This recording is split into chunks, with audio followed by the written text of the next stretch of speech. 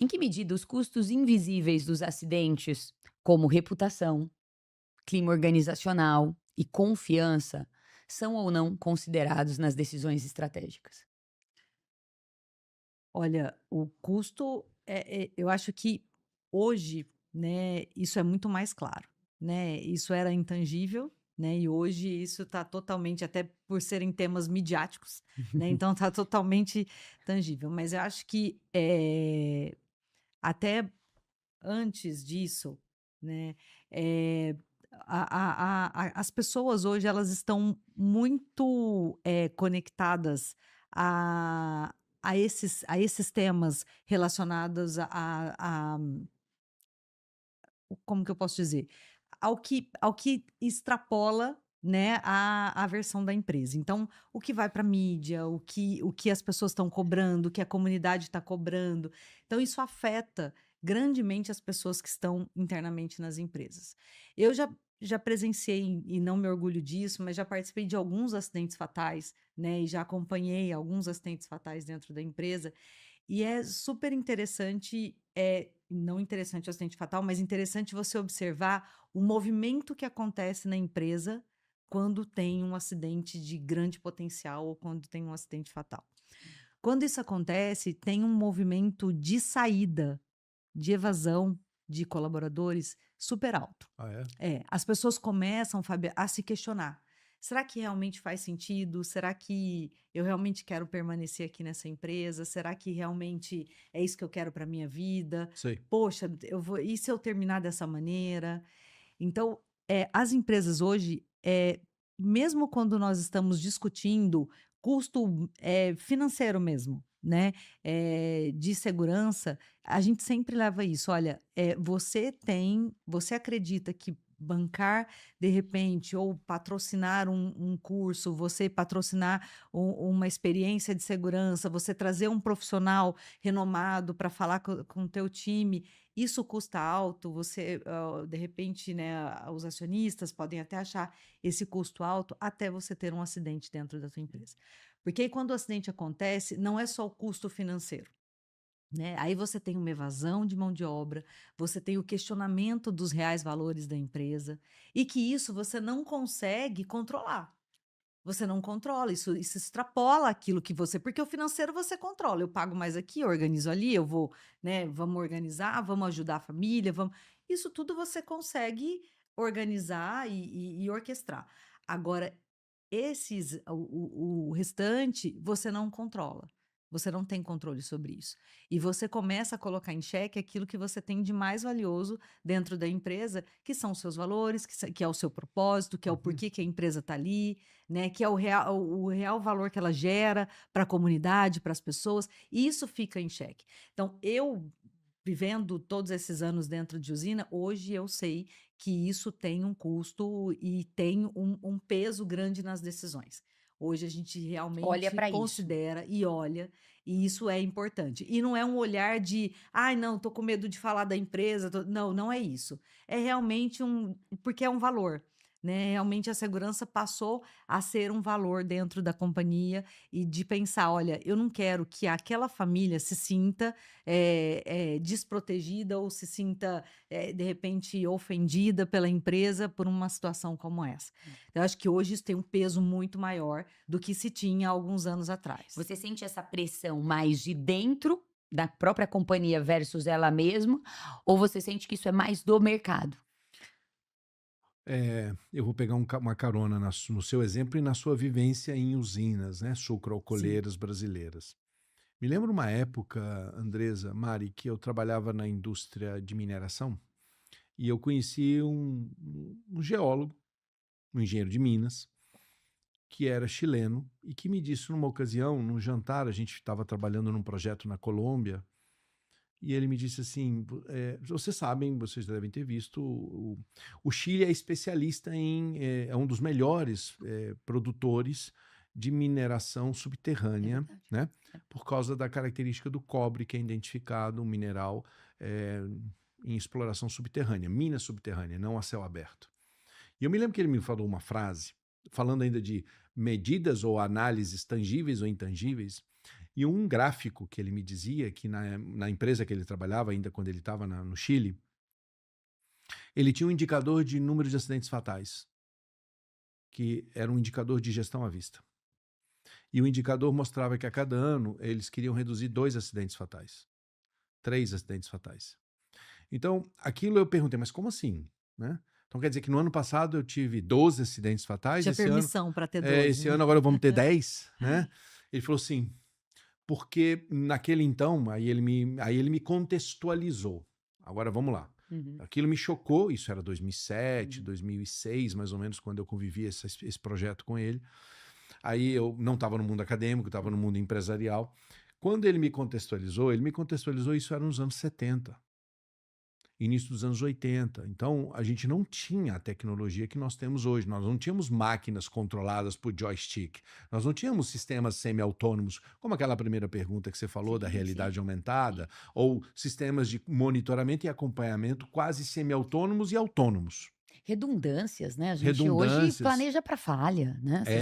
Você trabalha para falhar com segurança. Com vários níveis de tiers, Exato, tier 1, isso. tier 2, tier 3 de Isso. segurança, da mesma maneira que você tem para não cair um servidor da Amazon ou da Oracle, que é Sim. global e etc, e por aí vai.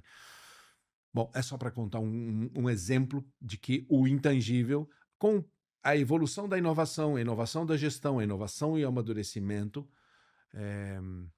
do próprio corpo executivo e das próprias organizações, se tornou algo que aí eu venho ao encontro do dia de hoje, o dia presente, né? O momento presente. Nós estamos falando de 2025, né? Onde a pauta de compliance, lei anticorrupção, governança, transparência, ética, conduta, diversidade, inclusão, pluralidade, o ESG, Environment, Social e Governance, estão cada vez mais, sem sombra de dúvida, cada vez mais, mas não de uma maneira generalizada, na pauta das organizações, tanto no planejamento estratégico ou nas discussões de estratégia, nos conselhos de acionistas, ou eventualmente nos conselhos de administração ou conselhos consultivos, e que dirá na parte tática e operacional da empresa. Por quê? Porque é natural, como na natureza. É uma redundância aqui de concordância verbal, mas assim, nem todas as organizações estão maduras para tratar todos esses assuntos. Há de haver tempo para que todas alcancem um grau de maturidade e absorção. Mas há um ponto favorável. Após certas crises que eu, no meu ponto de vista muito pessoal aqui, particular, eu compartilho aqui, que é a evolução das crises, cada vez em intervalos de tempo menor. Não que elas não existiam, mas é que a velocidade da informação hoje Sim. nós sabemos que Muito é maior. absurdamente dinâmica, veloz, muito, muito veloz. Então a gente sabe o que está acontecendo nos Emirados Árabes, a gente sabe o que está acontecendo na região do Middle East, né? O que está acontecendo nos conflitos do Hezbollah e do Hamas versus Israel e Irã. Nós sabemos em tempo real o que está, a pressão da China em cima da ilha de Taiwan. Todos esses conflitos geopolíticos ou conflitos bélicos influenciam diretamente as cadeias produtivas, que influenciam diretamente as estratégias, que influenciam diretamente as cadeias, né, globais, o supply chain, o mundo, o frete sobe, o frete desce por uma variável. Tá? Vamos escoar mais carros elétricos para o Brasil. E aí o que acontece? O frete sobe do container de $2.000, vai para 12, 10, 8 mil dólares. Por quê? Porque o Brasil é receptor de carros elétricos de uma marca X chinesa. Mas não vem para os Estados Unidos aqui porque existe uma barreira de mais de 100% para carros elétricos. Então, esses movimentos, eles acabam influenciando o intangível. Sim. O intangível. Então, as organizações, os gestores, eu brinco na sala de aula, num curso que nós oferecemos na Fundação Dom Cabral, que eu diria assim, é o primeiro curso de nível de formação em gestão. Aquele profissional que começa a assumir um grupo, um orçamento, uma liderança. E depois também eu também tenho o prazer de dar aulas em programas para presidentes de multinacionais, de empresas. Então, vamos falar assim, não é cada momento de vida, cada situação, nós temos produtos e programas específicos. Quando eu pego um aluno que está entrando pela primeira vez numa posição de gestor, Mari, ou de líder, de liderança, eu digo para ele assim, pessoal, o game aumentou o grau de dificuldade, sabe? isso. É bem mais difícil ser líder hoje, gestor, responsável, do que talvez era há 20 anos Sim. atrás, no início dos anos 2000, quando a gente falava de uma possível bug do milênio, né? Sim. Na virada do século.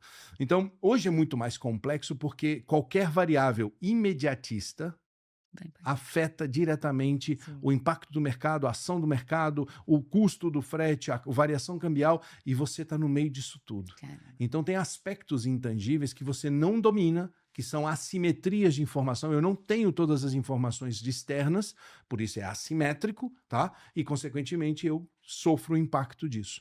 Então eu falo isso numa aula de formação de gestores. Na primeira aula, na abertura, sobre processos, estratégia e seja bem-vindo à gestão. Vamos dizer assim, eu estou descortinando um novo mundo para eles.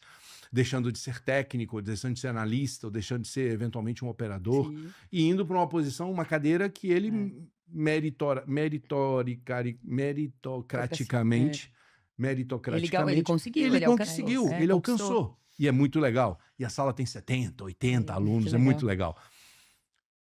Mas eu fecho meu comentário dizendo o seguinte, Andresa, cada vez mais os aspectos intangíveis, a gente não consegue pegar numa análise de cenário, num mapeamento de cenário, não consegue pegar. Ninguém pegou uma pandemia, né? Ninguém pegou uma guerra da magnitude que foi e que está sendo a guerra da Ucrânia e da Rússia. Ninguém pegou, por mais que a gente tenha ouvido as campanhas do nosso atual presidente nos Estados Unidos, ninguém pegou o impacto disso. E por mais que você pegasse, qual medida de contingência ou preventiva você teria? Você não sabe o impacto ainda. Não. Então, o que eu quero chamar a atenção é que não está tudo mapeado. não conseguimos. Então, falar de futuro, de cenário, tem muitas técnicas muito legais. Foresight, tem técnicas usando matemática, estatística, tem muita técnica legal. Muitas. Mas cada vez mais é difícil você ter essa previsibilidade, porque são tantos os aspectos intangíveis que é difícil ter o grau de assertividade. Mas não é o fim do mundo. Não. Por outro lado, é a dinâmica, a velocidade de quem? De um corpo de gestão e executivo, para concluir, que é capaz de fazer essa leitura rápida, adaptar rapidamente, ajustar, se movimentar, tomar decisões mais rápidas e não marcar uma reunião para discutir um projeto que vai demorar uma decisão 3 meses, 6 meses. Eu acho que esse é o ponto. A gente hoje discute mais segurança, pensa mais, né, nos custos de segurança, mas é claro que você não consegue ver todos os intangíveis ainda desses, né? Por quê? Porque o cenário está muito dinâmico, então você não consegue ter esse mapeamento. Mas você consegue, sim, perceber que há uma preocupação Sim. e que há uma consideração maior do que o que a gente já teve antes. Eu acho que, assim, todo mundo quer evitar o acidente, você percebe. Eu me lembro de um CEO recente, ele falou pra mim assim, Andrés, o dinheiro bom começa a ficar difícil. Então, isso é algo que a gente precisa tomar cuidado. Sim. Ou seja, você falar assim pra mim, eu tenho, sim, uma preocupação com segurança. Sim, eu tenho essa preocupação. Por quê? Porque começo a ter dificuldade com fundos de investimento. Eu começo a ter essa dificuldade. Sim. Como que eu vou demonstrar, né, confiança? Se eu tô hoje com uma empresa de alta acidentalidade, altos números de acidentes fatais e tudo mais. Muitas pessoas Mas eu doentes, acredito nisso. Eu acho que, assim, todo invisível, todo intangível, você não vai capturar numa leitura só. Mas ter executivos bem preparados para tomar decisão é fundamental. E acho que você se preparar para esse momento de crise, porque ela vem. Ela vem. Né? Como nós estamos falando de intangível e a gente está falando que não tem controle, ele vem. E aí, neste momento que vier, os nossos executivos estão preparados para responder. Né, responder a tempo. Então, como o Fabiano disse, não dá para você marcar uma reunião para resolver a gestão de crise ali. Gestão de crise, o nome fala. É imediatamente. Né? Eu tô até com um caso aqui, acho que eu comentei com você hoje no telefone. Qual? Que eu falei do Heathrow, do que aconteceu no aeroporto do Heathrow. Ah, perfeito, em Londres. Que o aeroporto, né, ele teve que fechar por algum período, tal, teve um incidente. Um incêndio numa sala elétrica. Uma subestação, me parece. Subestação. E eles não conseguiram falar com o CEO. E o diretor de operações que teve que assumir ali a paralisação, o fechamento, seguindo o protocolo e tudo mais. Por 4 horas eles não conseguiam falar com o CEO. Então, assim, a importância de ter um bom preparo. Sim. Porque a crise, como você falou, ela vem. Ela chega. Né? Então, ter pessoas preparadas é fundamental. De não depender de uma única pessoa nessa tomada de decisão, né? Não. É. Você tem que ter alternativas. É isso. E boas alternativas que já foram ali pensadas. Então, acho que isso também é importante.